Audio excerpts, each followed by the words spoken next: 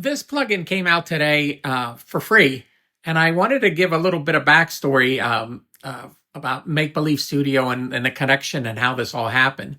When I saw the Make Believe Studios had done the plugin for the Machine Head, I reached out to them because it was something that I sold to Serban and I told him, I sold that to him, and we kind of, me and Rick from Make Believe Studios kind of hit it off, and we just start talking, and he's just a really nice guy to talk to and very laid back, and we just start talking about gear that was kind of interesting, and I told him about the Sigma Sound Studios direct box that me and Joe Tarsia made, and one of the things I always promised Joe is that I would perpetuate the Sigma Sound Studios name in a positive light, and that's what we're doing here.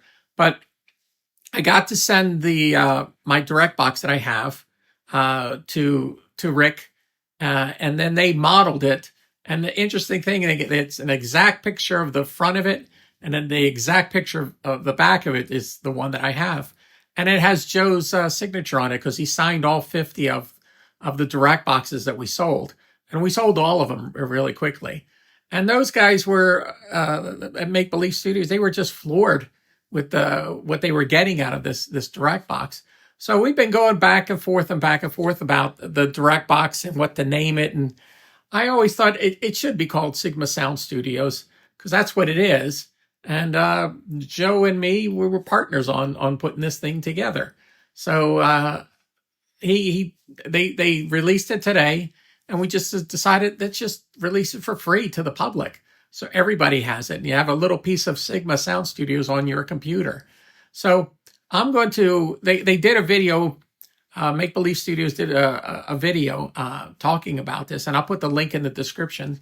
And then I'll put also a copy behind what I'm talking so you can see it right away. But if you go to the link in the description, then you can click on the link in there to go get the plugin for free. And there you go. It's something we've been working on for a long time. Not a huge amount of time, but the guys at Make Believe and Metric Halo, they did a fantastic job putting this thing together. So I hope you enjoy this. Hey everyone, it's Rick Carson and we're at Make Believe Studios, and today we are giving you a free plugin. I recently had the chance to talk to my friend George Hajwano over at Fantastic Tales of Pro Audio, and he was telling me about how back in the day he had the chance to make a limited edition run of DI boxes with Joe Tarsia from Sigma Sound Studios in Philadelphia. And I just thought it was the coolest story in the world that they were using a custom-made box that they got pretty well known for, not only in Philadelphia, but also New York, and that multiple people were trying to get their hands on these boxes, and that when they came out with their limited edition run, it sold out pretty much instantaneously, and they were pretty hard to get your hands on nowadays. They don't come up for sale in the used market, and the people who have them tend to keep them. So I was excited to check out the box, and George had his own personal box left over, so he sent it over to us. And I'll never forget when we pulled it up on a meter for the first time, because BJ looked at me and he said, "It's everything I've ever wanted to do." And I said, "Well, what do you mean by that?" He said, "It's wire with gain." And I said, "Okay, what exactly do you mean?" And he said, "It's completely flat." And it was almost completely flat, not only throughout the whole, human hearing spectrum, but even wider, especially towards the top end. And what I started to realize the more and more we spent with the box is that's what I think they probably loved about it, is that it didn't color the bass. It was incredibly clean, and it passed low frequency information very, very well, which in the 60s was not the easiest thing to do. So I could understand why it got a reputation. And I asked George to reach out to some of the engineers who utilized this box back in the day and to see if they did anything else to treat the bass while we were coming up with the idea for the plugin. And the majority of them said, well, we tend to use a compressor afterwards, but besides that, it just went straight in the tape machine. And I thought that was very interesting. There wasn't a ton of EQ going on for those classic sounds. They were just compressing them. And I thought that was very, very cool. So we added a compressor to the DI box. There's one other thing though that we added, which is this drive control. And I want to be 100% honest. The drive control pushes the DI box into a realm that you would never typically hit with a, musical level instrument. You're hitting it at plus 24 dB above zero, which is really, really hot line level signal.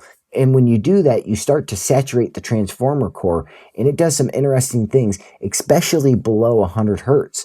And we thought that was very, very cool. Cool enough that we wanted to include it in the plugin for you guys to experience. So this is actually something that's new for the plugin, and we hope that you guys enjoy it.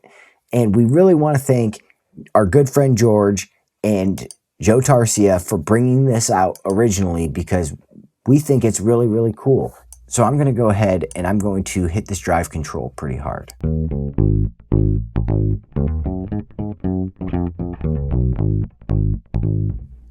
And you can hear that you just get a nice little saturation to your low end that wasn't there before.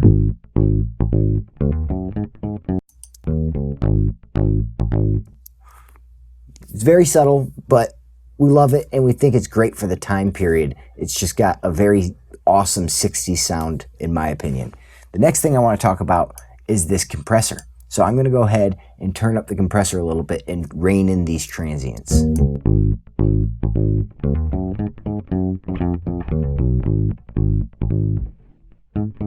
And I think that sounds really, really great. It keeps the low end intact and it does a good job of bringing the high frequency information of the bass forward.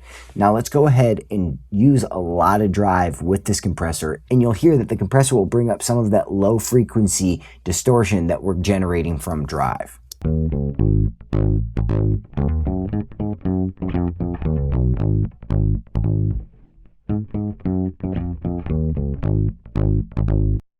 While the Sigma Sound Studios DI may be on the subtler side of processors, I think it does a lot to help a bass guitar and a lot of instruments stand out in a mix. So try it on a bass, try it on a vocal, and please let us know what you think.